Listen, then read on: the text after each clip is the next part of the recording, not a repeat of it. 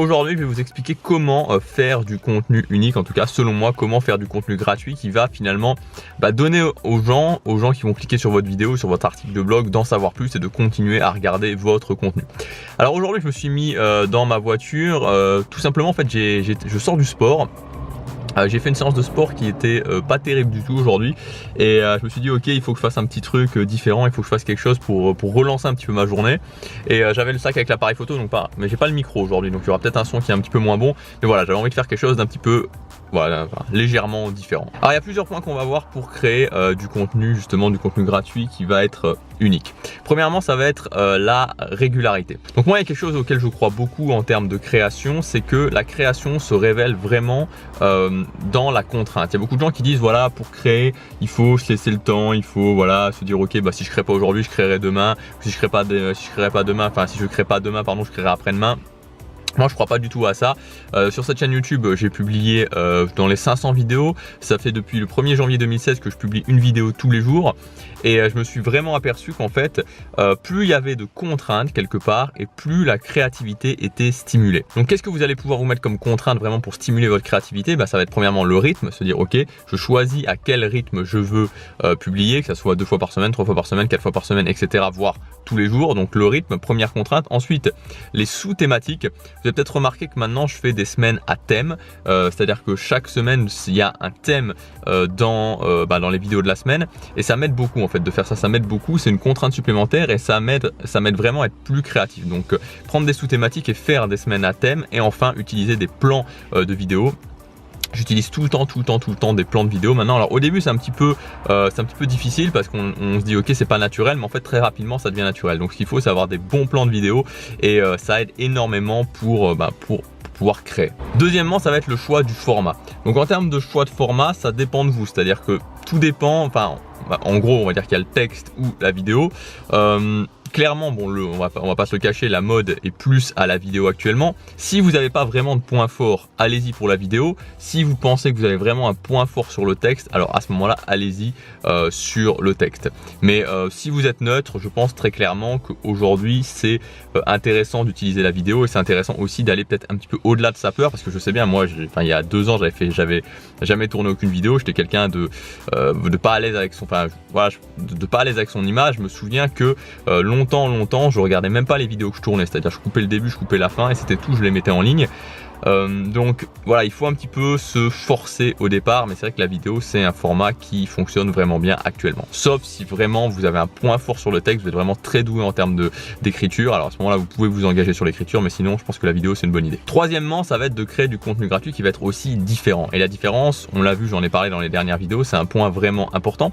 Donc comment on va pouvoir utiliser cette différence? Premièrement, par les sous-thématiques, c'est-à-dire que quand vous êtes dans une thématique qui est générale, comme par exemple moi le développement personnel c'est une thématique qui est assez générale, vous allez pouvoir utiliser des sous-thématiques et des sous-thématiques qu'utilisent pas forcément les autres. Moi, je parle beaucoup d'habitude. Bon, je pense que vous en êtes aperçu. Je parle aussi beaucoup d'autodiscipline. Alors que si on regarde en général ce que font les autres en termes de chaînes de développement personnel en France, on est souvent beaucoup plus dans la gratitude, on est souvent beaucoup plus dans le bien-être, dans le fait de pas trop se prendre la tête. Et moi, en tout cas, la façon dont je vois les choses, c'est vraiment quelque chose de différent. Il faut vraiment se donner, il faut vraiment travailler au quotidien, il faut vraiment travailler son autodiscipline, mettre des systèmes en place. Et ça contribue évidemment à ma différence. Et donc il faut que vous trouviez vraiment des sous-thématiques qui vous permettent d'être différent tout simplement. Ensuite, ce qui va vous permettre aussi d'être différent, ça va être tout simplement le fait d'avoir une sorte de code de conduite. Une code de conduite qui va être pour vous, votre code de conduite, et que vous allez pouvoir partager sur votre chaîne. Encore une fois, je vous donne mon exemple.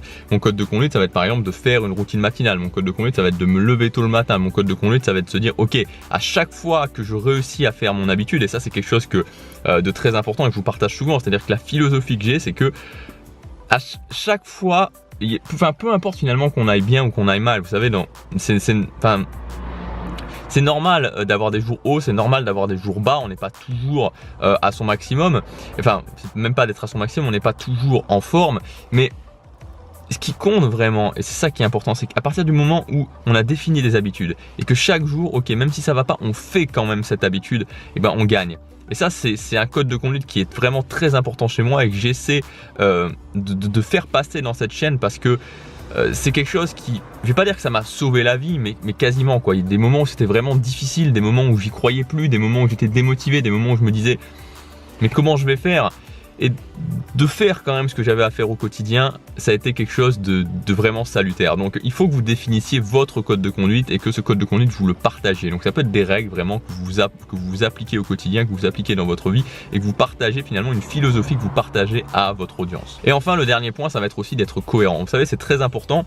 Et la dernière fois justement, c'était assez marrant parce que je vous ai dit que j'étais allé chez l'hypnothérapeute et donc on a commencé à parler parce que lui il est aussi vraiment orienté sur le développement personnel.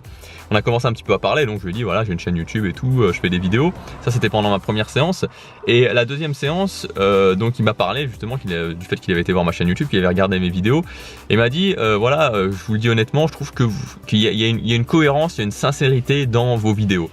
Et c'est vraiment quelque chose qui est important, c'est-à-dire que c'est vraiment important d'être vraiment cohérent avec qui on est. Je pense que ceux qui réussissent, une des choses qui vraiment est important dans le fait de créer du contenu gratuit qui va donner envie aux gens de retourner, c'est le fait de vraiment montrer qui on est finalement. Parce que l'important c'est pas d'être un super... c'est pas cohérent avec ce que je vous ai dit, mais c'est pas d'être un super héros, c'est-à-dire ou d'avoir cette vision du héros justement qui réussit toujours tout. Je crois que il faut montrer ses forces, il faut montrer ses faiblesses, faut pas hésiter à le dire quand c'est difficile.